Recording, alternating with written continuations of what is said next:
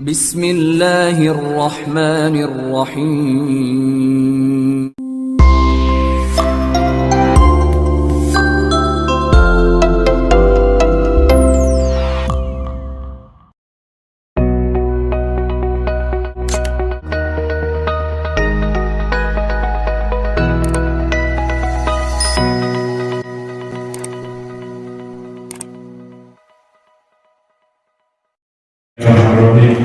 Assalamualaikum warahmatullahi wabarakatuh. Waalaikumsalam warahmatullahi Wassalamualaikum. Asyhadu an la ilaha illallah wa asyhadu anna Muhammadar Rasulullah. Alhamdulillah, ini adalah kali ketiga saya bisa berdiri di sini menyampaikan pesan kepada jamaah al-Muhajirin dan luar biasa tetap ramai bergerak. Salawat dan salam kita panjatkan kepada dengan kita Sallallahu Alaihi Wasallam, Nabi Muhammad Sallallahu Alaihi Wasallam. Semoga kita semua diberikan rahmat dan karunia dan sahabatnya di yaumil akhir. Amin. Jamaah salat tarawih dan salat tarawih terhadap ini adalah periode kedua saya memimpin jamaah di sisi timur RW 8, yaitu Muslimul Islam. Banyak sekali pengalaman yang saya terima, yang saya dapat ketika saya memimpin musola. Dan alhamdulillah semua sudah saya lalui dan sampai sekarang tidak begitu banyak gejolak yang terjadi di musola. Namun baru-baru ini ada program saya yang cukup membuat heboh publik. Dan itu terdengar juga sampai ke telinga saya. Yang paling utama adalah ketika saya mencetuskan ide bahwa ayo ngaji, saya kasih uang saku. Kenapa saya kasih uang saku? Karena ketika dulu saya pernah mengadakan kajian yasin, ternyata anak-anakku berat Pak. Mungkin sekarang dikasih tempe, besok tempe lagi, besok tahu, besok apa, anak-anak bosan. Jadi makanannya itu saja. Lalu begitu saya kasih uang saku, alhamdulillah antusiasmenya luar biasa. Bahkan bapaknya pun tertarik untuk selalu berjamaah di musola. Memang ada sebuah polemik di mana banyak mengatakan bahwa kok ngaji digaji, kok ngaji dibayar.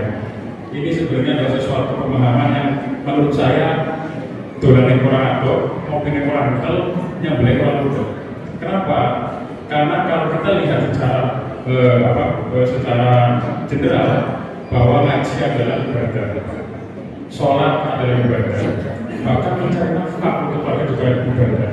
Tapi kenapa maknanya bisa berbeda? Ketika ngaji dan sholat saya kasih reward malah dikomplain, tapi giliran kerja yang mana ketika kita mati pada sholat insya Allah surga, mati pada ngaji juga insya Allah surga, dan meninggal pada saat neraka juga insya Allah mati saya surga. Tapi ketika ngaji dikasih apresiasi, sholat dikasih apresiasi, banyak yang berkomentar diri. Tapi ketika bekerja justru malah luntur dikasih apresiasi, bahkan sampai jadi bersinci. Ini adalah sebuah menurut saya sebuah kesalahpahaman dalam memandang sebuah masalah yang hakikatnya adalah sama-sama bekerja. Kalaulah kita bekerja ikhlas dari karena Allah, maka Allah akan berikan lebih dari apa yang sudah kita usahakan. Kalau kita melihat di Timur Tengah, kalau kita lihat di Timur Tengah zaman sekalian, di Timur Tengah itu orang itu malas bekerja. Bahkan Kuwait itu 40%, indeks kemalasan 40%. Mereka sangat malas bekerja. Mereka bekerja hanya untuk menunggu waktu sholat. Tapi alhamdulillah teman sekalian, negaranya makmur. Karena apa? Mereka mengutamakan ibadah ketimbang bekerja. Beda dengan negara-negara di negara berkembang. Mereka justru mengutamakan bekerja, bahkan sampai melakukan sholat berjamaah. Apa hasilnya? Sampai di wilayah lembur pun hasilnya terus segitu-segitu aja. Kenapa? Karena niat kita beribadah bekerja untuk apa itu bukan karena Allah, tapi untuk memenuhi kebutuhan hidup, dan ada yang tuntutan lain di belakang yang sangat mengerikan. Itulah yang membuat saya menjadi berpikir bahwa sebuah apresiasi kepada anak ibadah adalah sebuah fenomena baru yang perlu kita kembangkan dan kita dukung. Kenapa? Saya sudah mengadakan survei terhadap orang tua santri saya, dan dua rating tertinggi dari survei saya adalah pertama, ini soal biasa sekali. Bapak nanti bisa saya kasih dulu tulisan tangan itu. Pertama, anak saya jarang main HP. Itu adalah menurut saya sesuatu yang sangat luar biasa sekali. Yang kedua, sekarang adalah anak saya tidak perlu diberitahu untuk musola ke masjid. Ini adalah sebuah, menurut saya adalah sebuah lompatan yang luar biasa bagi dakwah dakwah di lingkungan Erudlapa. Kenapa? Karena saya sendiri sebagai orang tua, saya punya anak. Saya bahkan menurut anak saya pun anak saya lebih lantai. Tapi ketika saya buat sebuah keadaan, sebuah suasana di musola yang anak, apa maunya kamu nak? Saya pengen makan ayam goreng pak, belikan. Yang penting datang. Makanya bapak-bapak semua, ibu-ibu semua, kalau punya anak, ayo berbareng-bareng kita bina anak kita menjadi anak-anak yang Qurani, anak-anak yang rajin beribadah. Bahkan saya pernah bikin video di rumah sakit saya beli infus, nangis dia pak, minta pulang karena kangen sama musola. Bahkan ada orang yang cerita ketika subuh tidak dibangunkan, ngamuk dia karena besok suruh berjamaah. Ketika bapaknya tidak mendampingi, marah juga. Kenapa bapak sholat jamaah? Ini adalah sebuah, menurut saya ada sebuah dakwah yang sebuah dakwah yang unik. Yang ketika kita laksanakan memang membuka polemik, tapi tidak ada masalah. Insya Allah ini akan berubah, akan maju dan dengan izin Allah maka akan tersebar dari timur sampai barat, masih maju. Yang kedua adalah sekalian. Jadi ketika saya melakukan studi banding ke sebuah masjid yang sudah populer, yaitu Masjid Jogokarya dan Jalan Al Mustaqim, apa yang mereka laksanakan untuk membangkitkan ekonomi umat? Mereka memberdayakan UMKM. Jadi Bapak Ibu, Bu, Bapak, kalau ada UMKM, kalau jualan, promosikan di musola. Insya Allah kita akan beli UMKM-nya. Kita tidak nawar sepanjang itu masih layak. Dan ketika ibu kemudian punya UMKM tapi tidak mau datang ke sana, jangan malu Bu. Ayo bergabunglah dengan pengajar kafe.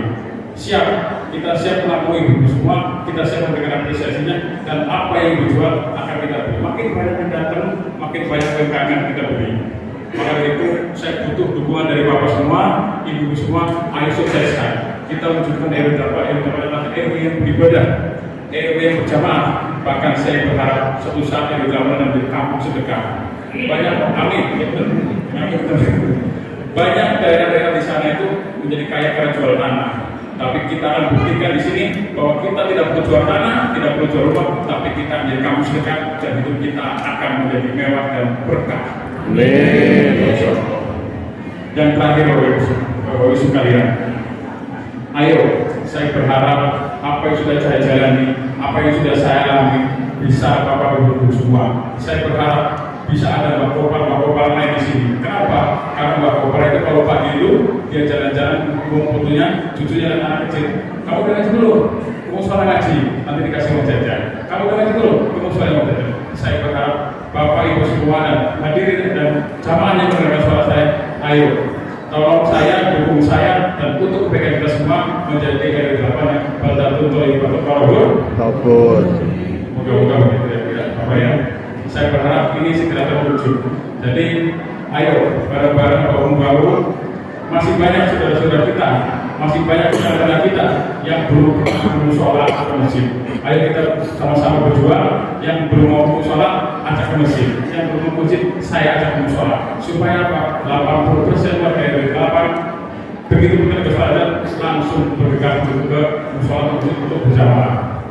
Jadi saya berharap isu-isu yang tidak baik, isu ini jangan pernah dengarkan, jangan pernah dianggap serius, karena itu pasti akan berat dengan sendirinya.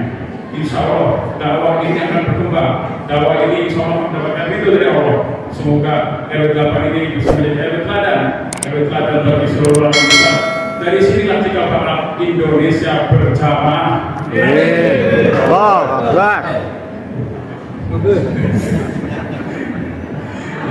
Saya kira Ibu dia tahu oleh saya begini. Jadi sekian saja dari saya. Kurang lebihnya saya maaf kalau benar itu dari Allah, kalau salah itu dari saya. Saya akhiri wabillahi taufiq wal hidayah. Wassalamualaikum warahmatullahi wabarakatuh.